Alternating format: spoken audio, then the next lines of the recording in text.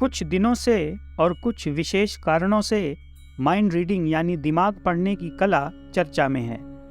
कुछ लोग इसे ट्रिकी, कुछ इसे जादू और कुछ अद्भुत शक्तियों का परिणाम बताते आ रहे हैं। अलग अलग लोग इसके बारे में अलग अलग कुछ भी सोचें, लेकिन 100% किसी का दिमाग पढ़ना इतना संभव भी नहीं है।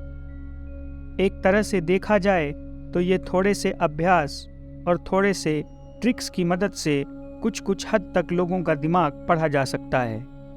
लेकिन इससे इतर कुछ और भी बहुत कुछ है जो इस ब्रह्मांड में घूम रहा है, और वो है डिवाइन पावर यानी दिव्य शक्ति।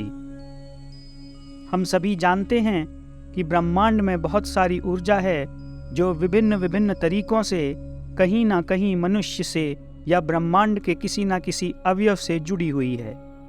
हम इस पर ज़्यादा ध्यान नहीं देते, इसलिए इसकी अनुभूति कर तो नहीं पाते, लेकिन हर इंसान की ज़िंदगी में इसका अंश होता ही है। उदाहरण के तौर पर आपने देखा होगा किसी घर में घर वालों के आसपास कोई छोटा बच्चा कुर्सी या सोफे पर खेल रहा हो और अचानक उसके गिरने से ठीक पहले परिवार का कोई शख्स उसे तुरंत बचा लेता है, भले उस शख्स का ध्यान कहीं और क्यों ना हो, और ये सब फ्रैक्शन ऑफ सेकंड्स में होता है। या आप किसी को याद करके सोच रहे होते हैं और कुछ देर में उसका कॉल आ जाता है। और ऐसा भी होता है कि आपको कभी कभी ऐसा लगता है कि जो वर्तमान में घट रहा है आप पहले भी उस घटना को देख चुके हैं या उसका हिस्सा बन चुके हैं। ये सब अद्भुत घटनाएं डिवाइन पावर की वजह से होती हैं। क्योंकि सभी जीव जंतु इस ब्रह्मांड की ऊर्जा का एक हिस्सा हैं, इसलिए ये डिवाइन पावर वैसे तो थोड़ी थोड़ी सब में पाई जाती है, लेकिन अचेतन दिमाग में, मतलब सबकॉन्शियस माइंड में, जिसका काम बस कुछ समय के लिए जागृत होकर वापस सो जाना होता है। लेकिन इसी अवचेतन दिमाग को अगर हम हमेशा के लिए जागृत कर लें तो इसका बहुत सकारात्मक प्रभाव हमारी जिंदगी पर पड़ता है। बहुत कम लोग जानते होंगे कि हर जीव में एक चेतना नाम की ऊर्जा होती है। उसी से चेतन और अवचेतन दिमाग काम करते हैं। सोते वक्त कभी कभी ये चेतना ब्रह्मांड का चक्कर लगाकर वापस भी आ जाती है और हमें पता तक नहीं चलता। और कभी कभी यही चेतना हमें कुछ ऐसे स्वप्न दिखा देती है जो बाद में भविष्य में सच में घटित होते हैं। इस चेतना की चाल इतनी अधिक होती है कि ये हजारों किलोमीटर की दूरी तय करके मात्र कुछ क्षणों में ही वापस आ सकती है। लेकिन इस डिवाइन पावर से जुड़ने के लिए सबसे ज्यादा जरूरी है मन को एकाग्र करना। मन की शांति ही ब्रह्मांड की इस ऊर्जा से जुड़ने का सबसे जरूरी और अहम हिस्सा है।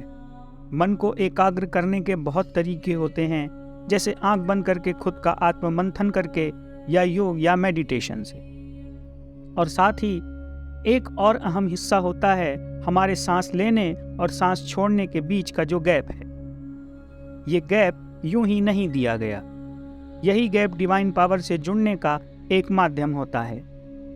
इस गैप पर कंट्रोल करके और मन को एकाग्र करने के बाद कोई भी इस डिवाइन पावर से जुड़ सकता है। इसी डिवाइन पावर का एक अंश है टेलीपैथी, जिसका उस माइंड रीडिंग में भी एक अहम किरदार होता है, जिसकी बात इस भाग के शुरू में की गई है। अपने मन को एकाग्र करके डिवाइन पावर से संपर्क करके आप चाहें तो हजारों किलोमीटर दूर बैठे अपने किसी खास को कोई भी संदेश पहुंचा सकते हैं। और पुराने समय में तो ऋषि मुनि ऐसा करते भी थे, क्योंकि उनके पास आने जाने का कोई साधन नहीं होता था। वैसे सुनने में ये छोटा सा मजाक भर लगेगा, लेकिन दुनिया में कई ऐसे लोग मौजूद हैं जो ऐसा कर सकते हैं। बस जरूरत है तो किसी योग्य गुरु की छत्र छाया में इसका अभ्यास करने की। इसी डिवाइन पावर की एक बात बहुत ही अचंभित करने वाली लगेगी, लेकिन ये सच है कि अगर आप डिवाइन पावर से जुड़कर अपने किसी रोग को ठीक करने के लिए अपने शरीर को आदेश देंगे कि शरीर उसे ठीक करे, तो आपका शरीर उस रोग को ठीक करने लगेगा।